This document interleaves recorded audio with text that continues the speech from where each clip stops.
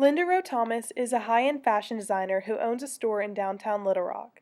When she was 2 years old, a heater exploded in her house, burning her and leaving her with scarring and without fingers on her left hand.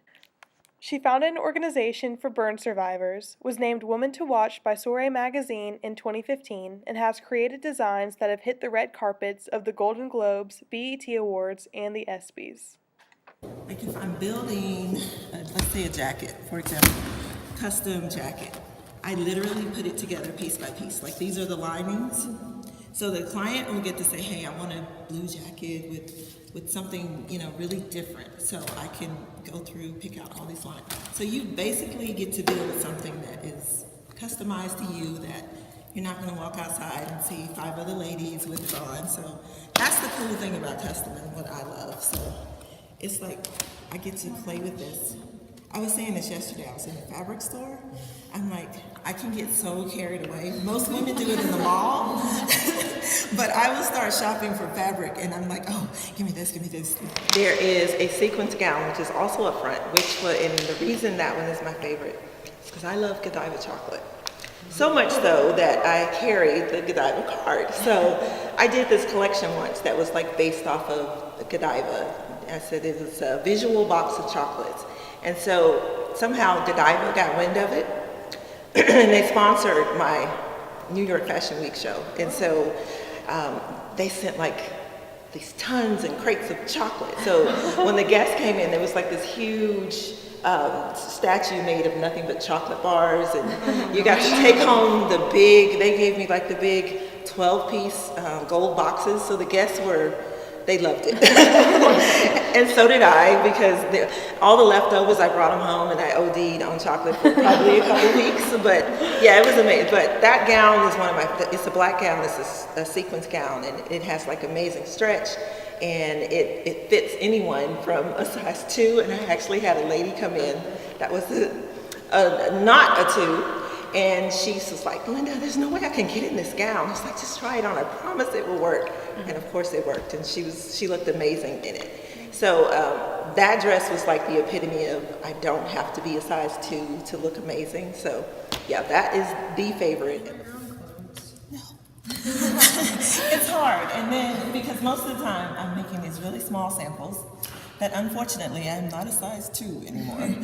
So, but you have to make the samples smaller because when you travel, of course the models are going to be the standard industry size, so it has to fit. And so unless I'm going to crash diet sometime soon, it takes a little bit more time to set aside and say, hey, I'm going to make this for me. So I'm usually the last person dressed, and I run out and just say, hey, just give me that, I'll take that.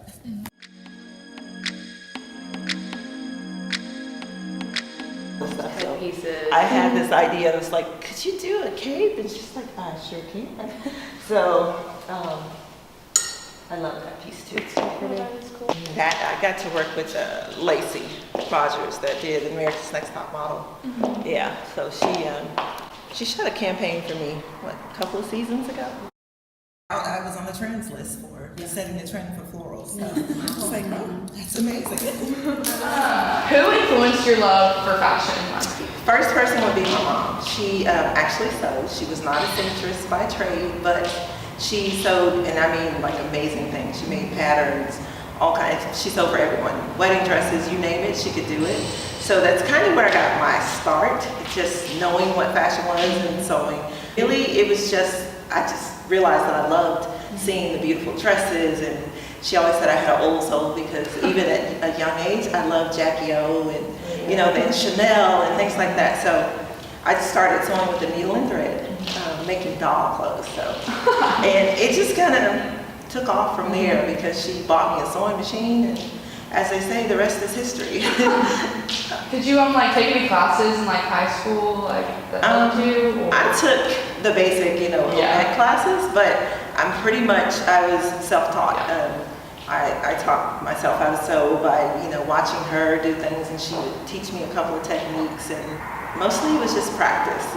There was this little project years ago, and they probably still do it, but it was rip off the jeans and use fabric and make ruffles. And so I did that, and I went to school, and everyone was like, oh, I really like that. So yeah, I had lunch money for a long time because it's like, yeah, I'll do it for this amount. So yeah, it was fun. So. Okay, so what do you do on like a normal day when you like come in? Okay, normal day.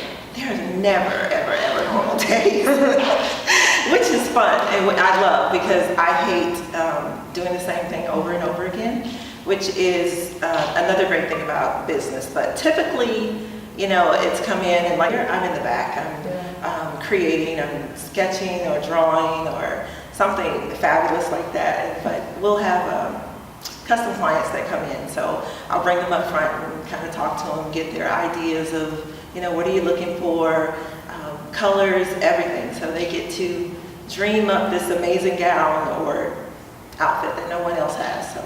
Okay, so what would your advice be to like young women who are trying to get out there and like chase their dreams? Never, ever give up. You know, I could give you this long spiel about, you know, education and all those things, but education is important. But the bottom line is when you educate yourself, it doesn't matter, you know, if it's a PhD or whatever. It's going to boil down to, do I believe in myself when other people are saying, oh, that's going to be too hard. No, that's going to be really difficult. You can't do that.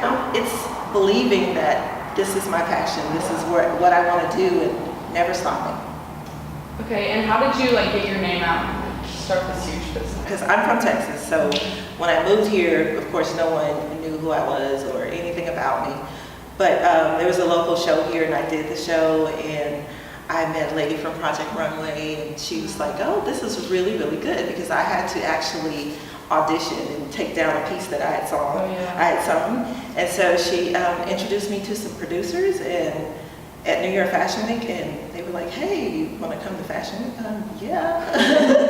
So and then it just kind of took off. I couldn't believe it. It was, what was her name? Alex McCord of Housewives of New York, and her husband Simon came to my very first show. She actually wore one of the dresses over there. I'll show it to you. She walked down my runway, and then I had Kalita Smith from the Bernie Mac show. Her stylist calls and says, hey, Kalita wants to come to the show, but she wants you to dress her. Yeah, I think I can do that. So and from there, it just kind of took off because everyone was amazed that, and they always are, that I don't let my adversity stop me, and I'm just going to keep going and keep doing it. And it's been an amazing ride ever since, because once my name and people started to see me, it just kind of took off. Yes, and I can't wait to speak at Mercy and Me. That's also going to be amazing. And I'm honored that the school asked me to be a part of